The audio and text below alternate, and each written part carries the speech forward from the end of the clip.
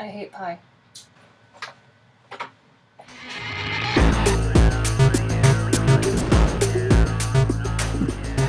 Welcome back. Thanksgiving's coming. People are going to expect things of you. Everyone knows what they think a pie should be. I just can't handle that kind of pressure. So I'm gonna make a tart. It's okay. I want to do an actual dessert. This is a super easy tart, and it'll go pretty quick.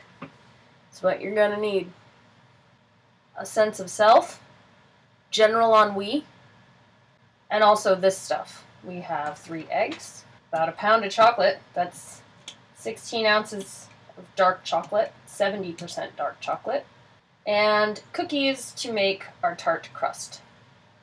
Now, some people will make it from graham cracker or whatever. As long as it's sweet and delicious and you can crunch it up, then it's going to be fine for a tart crust. I assume.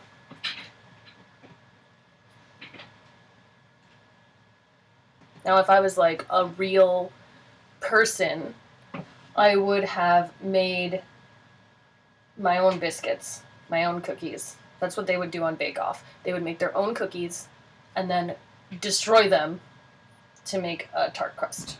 That sounds reasonable, to build something up and then burn it down, but I'm not in the mood for that today. Today I'm in the mood to use my pink tart pan,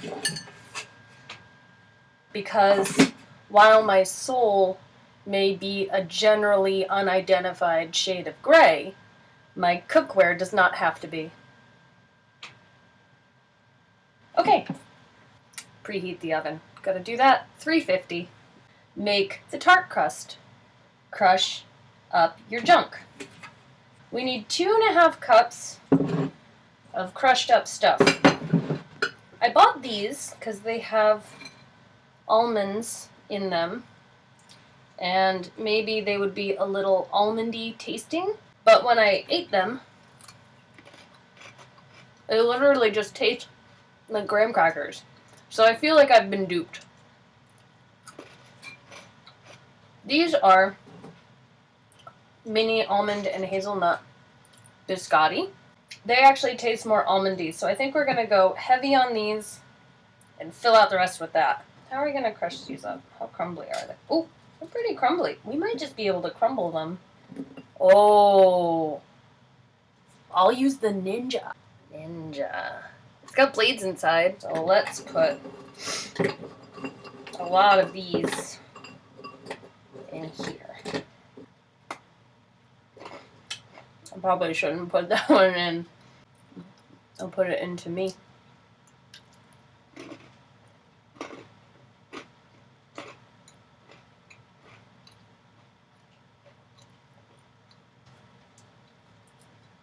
Here's the thing to avoid that I learned.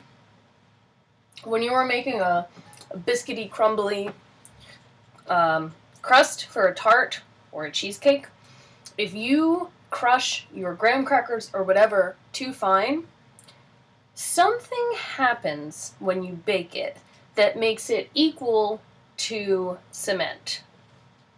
So you want to leave some amount of crunch to them. That looks fine.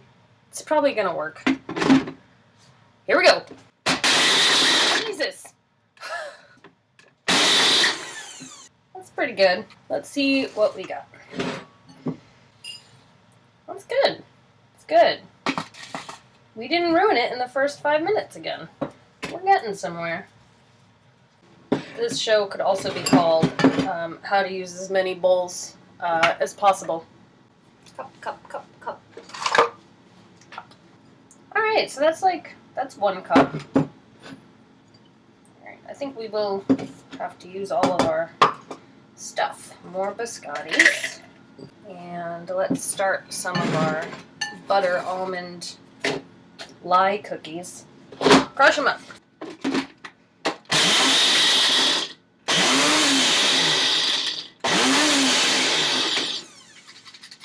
I think maybe I want to sift this.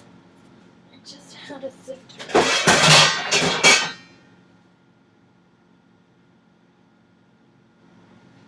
Let's see what we end up with. Is this a little extra? Probably. If you weren't me, this would take you less than 20 minutes, but if you are me, this takes at least an hour. Now that you're covered in crumbs, it's time to think about your life. You're going to mix that together. I'm going to add 4 tablespoons of melted butter, 1 tablespoon of sugar. And that's your crust, and you're going to mix it up. 1 tubbyspubby of sugar. I guess we're gonna use 1 more bowl. Dump. That looks nice. The reason why I bake is because I can be creative, have those moments where something works. You know, I'm actually not terrible at this, despite maybe how it looks. So let's get this butter into our crust. I like to do a quick check and see if it's sticking together. I might add a little bit more butter. Okay, here's the rest of our butter. That's better. Now, you need a false bottom tart pan. See? That way you can get it out, because it's not like a pie where you can just kind of scoop, because it's super fragile and better than pie. So, now the thing about these pans is that the bottom does move, so you have to be a little gentle. So you can use a glass with a flat bottom or a measuring cup, but you need something that will help you push the crust into all the little nooks and crannies. Don't. Push, push. You kind of push it toward the edges. From the middle out. You don't want to drag the cup along the base, because then you will break the crust. Okay, this is nice, but let's get rid of our mess. We're going to bake this at 350 for 10 to 15 minutes. You just want it to brown a little bit and start smelling like cooked butter and toasted whatever else is in here. So. And the thing about these false bottom tart pans is that you don't want to touch the middle of this ever, because that'll just pop the middle of the pan out. Gently place it into the oven. Oh, I roasted carrots last night and I forgot. And they're in the oven. So, whoops. Surprise, roasted carrots. Now while that's cooking, we're going to make the filling. The first thing we're going to do is put chocolate in a bowl and melt it. I'm not going to tell you what kind of chocolate I use, because I feel like, I don't know, I'd probably have to pay someone if I did that. But know that it's fair trade. There's enough suffering in the world without chocolate slavery. So, it's a lot of chocolate. This is just chocolate in a tart shell. Chocolate in a tart shell. Chocolate power. Because there is so much, I am going to use a double boiler. So we'll be back when this is melted. Okay. Here we go. And you can turn the oven off. That's nice. It's hot. I'm hot. Okay. Here we go.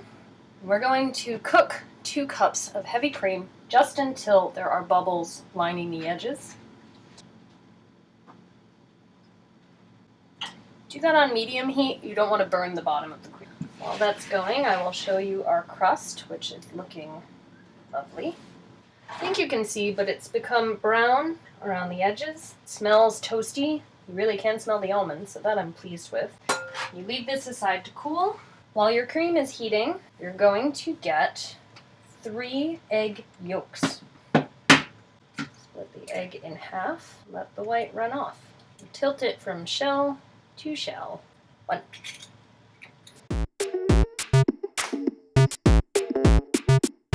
Three egg yolks. You can save these in the fridge for an omelet. Quickly whisk your egg yolks. And now, you need to temper your eggs. So we're going to add gently about a quarter cup of our hot cream. We're going to whisk the crazy crap out of it. Now, if you don't do this, if you just dump it in, you dump your eggs into your cream, you'll get cooked eggs. And now, we will pour our hot cream and egg yolks into our chocolate and mix it gently until it's creamy and smooth. At first, you're going to think you ruined it because it won't look very nice. Have faith in the process. Feels like we didn't do this right, but we did. Trust yourself, trust your ingredients, and you will be rewarded. Okay, here's our tart pan. There you go.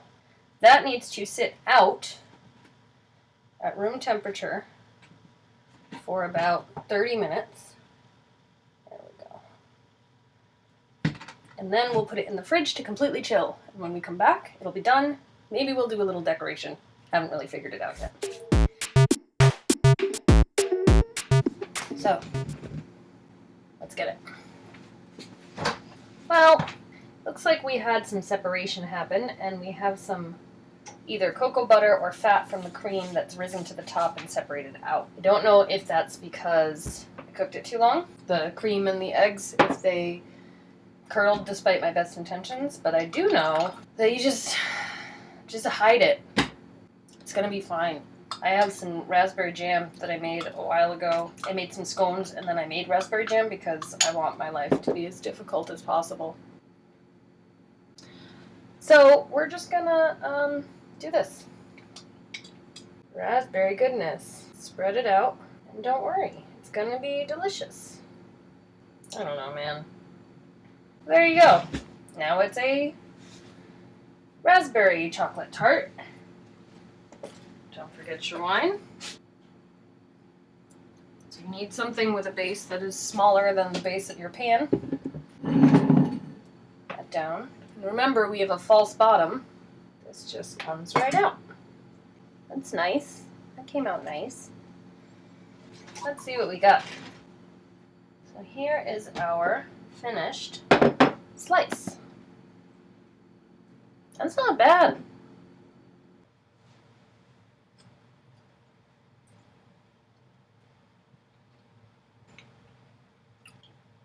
You know what? I'm happy with what we've done here. I'm gonna go watch Die Hard and eat nachos.